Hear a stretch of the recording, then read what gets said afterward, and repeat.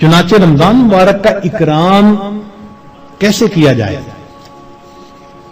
اس کو بھی تھوڑا تفصیل سے بتا دیں. جو احترام کرنے والے ہیں وہ تو رمضان سے 2 مہینے پہلے سے ہی دعائیں مانگنی شروع کر دیتے ہیں.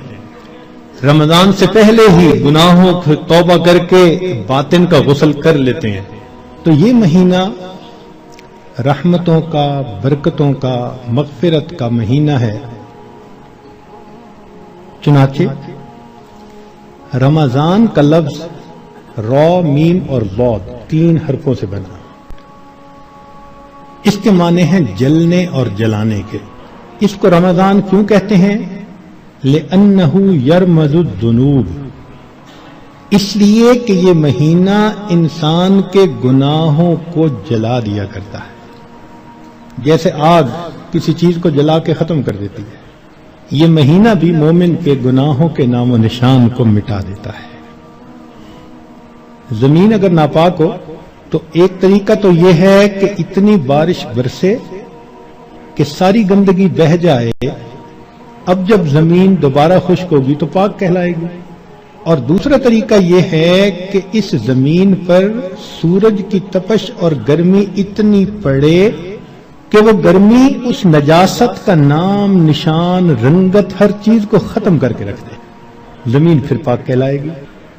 تو یہ مثال ہے رمضان کی کہ اس مہینے میں اللہ رب العزت کی طرف سے اتنی رحمتوں کی بارش ہوتی ہے کہ انسان کے دل کی نجاستوں کو وہ مٹا کے رکھ دیتی ہے. یا یوں سمجھ لیں کہ اس مہینے میں برکات کی ایسی تپش آتی ہے انسان کے دل پر. نور کا سورج جو طلوع ہوتا ہے تو وہ دلوں کو اس قدر حرارت پہنچاتا ہے کہ دلوں کی نجاست کو مٹا کے رکھ دیتا ہے. اس لیے اس کو رمضان کہا گیا. حدیث مبارکہ میں اس کے مختلف نام ہیں. عربوں میں عظمت والی چیز کے کئی نام ہوتے تھے. اللہ رب العزت کے 99 نام، وَلِلَّهِ الْأَسْمَاءُ الْحُسْنَى. تو رمضان کے بھی کئی نام.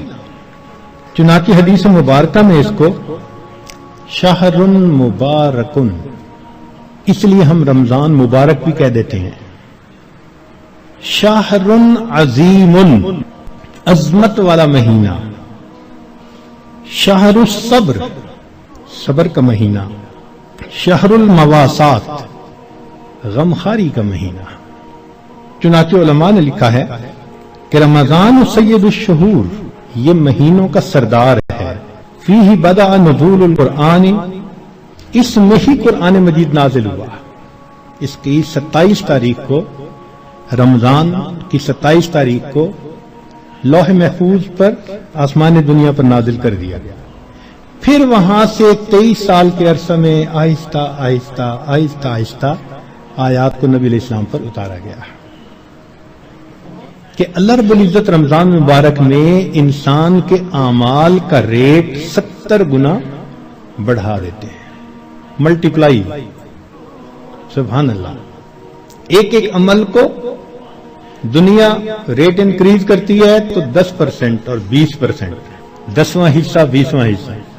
اللہ تعالیٰ ریٹ بڑھاتے ہیں تو کیا 70 گنا، 70 سے ضرب دے دی. اس لیے کہ وہ شہنشاہ حقیقی ہے. وہ اپنے بندوں کو اتنا اجر دینا چاہتا ہے کہ ان کے گناہوں کی ظلمتیں ختم ہو جائیں. تو ایسے وقت میں ہمیں بھی چاہیے کہ ہم اپنے اعمال اللہ رب العزت کے حضور پیش کریں. چنانچہ نبی علیہ السلام نے ارشاد فرمایا، هو شہر الصبر والصبر ثوابہ الجنہ، یہ صبر کا مہینہ ہے اور صبر کا بدلہ جنت ہے. وہ شہر المواسات، غمخاری کا مہینہ. سبحان اللہ. چنانچہ اسی حدیث میں آگے نبی السلام نے ارشاد فرمایا کہ اولہ رحمت، اس مہینے کے پہلے 10 دن رحمت، وَأَوْسَطُهُ مَغْفِرَةٌ، درمیان کے 10 دن مغفرت کے، وَآخِرُهُ عِتْقٌ مِّنَ النَّارِ، اور آخری 10 دن آگ سے آزادی کے. وہ کیسے؟ علماء نے اس کی بہترین تفسیر یوں کی کہ کچھ وہ لوگ ہوتے ہیں کہ جو پہلے سے ہی نیکوکاری کی زندگی گزارنے والے ہوتے ہیں، گناہوں سے بچتے ہیں، تقوی طہارت کی زندگی گزارتے ہیں، تو ان کے لیے تو رمضان رحمت کی خوشخبری بن کے آتا ہے، تو پہلے 10 دن میں ہی ان کے درجے بلند ہو جاتے ہیں۔ اور کچھ ایسے بھی ہوتے ہیں کبھی نیکی کر لی کبھی خطا کر بیٹھے، تو ایسے لوگ جب رمضان کے پہلے 10 دن گزار لیتے ہیں تو اس میں ان کے جو گناہوں کی ظلمت ہوتی ہے اس کو اللہ تعالیٰ ختم کر دیتے ہیں۔ چنانچہ اوسطہ مغفرۃ، ان کے لیے درمیانی 10 دن مغفرت کا پیغام بن جاتے ہیں۔ اور کچھ بہت زیادہ غفلت میں رہنے والے، اگر 10 دن سے ان کا کام نہیں بنا تو 20 دن سے ان کا کام بن جاتا ہے۔ چنانچہ جب 20 دن کی برکتیں ان کے دل کو دھو دیتی ہیں تو آخرہ عتق من النار، آخری اشرہ ان کے لیے بھی آگ سے آزادی کا اشرہ بن جاتا ہے۔ معلوم ہوا کہ اس مہینے میں تھوڑا غافل ہو یا زیادہ غافل، ہر بندے کی مغفرت کا اللہ تعالیٰ انتظام فرماتے ہیں۔ ہاں، بندے کو خود کوشش کرنی چاہیے۔ اگر کوئی آدمی خود ہی بے توجہ بن کر زندگی گزارے اور رمضان کا احترام ہی نہ کرے تو وہ تو پھر اپنا قصور ہے نا، ورنہ یہ اس کو احساس ہو گیا کہ مجھے رمضان مبارک کے اس مہینے میں اللہ کا قرب حاصل کرنا ہے، اس مہینے کی برکتیں اتنی ہیں کہ ایک لمحے کی برکت انسان کو ولی بنانے کے لیے کافی ہے۔ امام ربانی مجدد ثانی رحمۃ اللہ فرماتے ہیں مکتوبات میں کہ اے کاش پورے سال کی برکتوں کو رمضان المبارک کی برکتوں کے ساتھ وہ نسبت ہوتی جو ایک دریا کو سمندر کے ساتھ ہوتی ہے، مگر وہ بھی نہیں ہے۔ اس مہینے کی برکتیں اتنی زیادہ ہیں، اللہ اکبر کبیرہ۔ چنانچہ نبی علیہ السلام نے ارشاد فرمایا کہ وَاسْتَكْثِرُوا فِيهِ مِنْ 4 خصال، 4 اعمال اس مہینے میں زیادہ کرو۔ خصلتین ترضون بہما ربکم وخصلتین لا غنا بکم عنہما، 2 عمل تو ایسے ہیں کہ جن سے تم اپنے رب کو راضی کرو، اور 2 عمل ایسے ہیں کہ تمہیں اس کے سوا چارہ ہی نہیں، مجبوری ہے تمہاری۔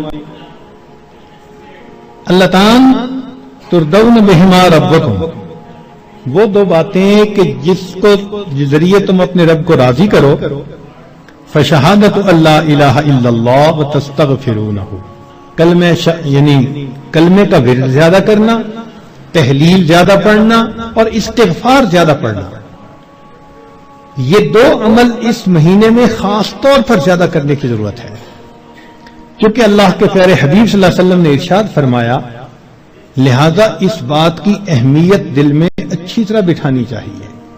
تو لا الہ الا اللہ کی بھی کثرت کریں، کم از کم چند 100 مرتبہ دن میں پڑھ لیا کریں، اور ہمت والے تو 1000 دفعہ 2000۔ ایسے لوگ ہیں ہر دن میں رمضان کے 10,000 مرتبہ تحلیل پڑھتے ہیں۔ اس وقت ایسے لوگ ہیں رمضان المبارک کے ہر دن میں ایک قرآن مجید کی تلاوت مکمل کرتے ہیں، نوجوان ہیں، کما رہے ہیں، وقت تو ایک جیسا ہے ہمارا بھی اور ان کا بھی، لیکن انہوں نے یہ محسوس کر لیا کہ اس وقت میں ہم نے اللہ کو راضی کر کے ہٹنا ہے، ان کے لیے یہ سارے کام آسان۔ تو ہم چلو چند 100 دفعہ یا 1000 دفعہ ہی لا الہ الا اللہ کا ورد کر لیا کریں، اور اگر چلتے پھرتے عادت ڈال لیں تو سبحان اللہ کئی 1000 مرتبہ کرنا بھی آسان ہے۔ اور ہمارے اکابر سبحان اللہ، وہاں سینکڑوں اور ہزاروں کی بات نہیں ہوتی تھی، اور لاکھوں کی بھی بات نہیں ہوتی تھی، کروڑوں کی بھی بات نہیں ہوتی تھی، کروڑوں مرتبہ سے زیادہ دل کے اوپر لا الہ الا اللہ کی ضرب لگتی تھی، کروڑوں مرتبہ سے زیادہ۔ دل کے اوپر کتنا نور ہوتا ہوگا، اللہ اکبر کبیرہ۔ اور استغفار کی کثرت کریں. اور دو چیزیں جس کی ہمیں ضرورت ہے، ایک اللہ رب العزت سے جنت مانگیں اور جہنم سے اللہ تعالی سے پناہ مانگیں. تو اس مہینے میں یہ دعا مانگنی چاہیے، اللہم انی اسألک الجنہ واعوذ بک من النار. اے اللہ میں جنت کا سوال کرتا ہوں اور جہنم سے اللہ میں پناہ مانگتا ہوں. الہ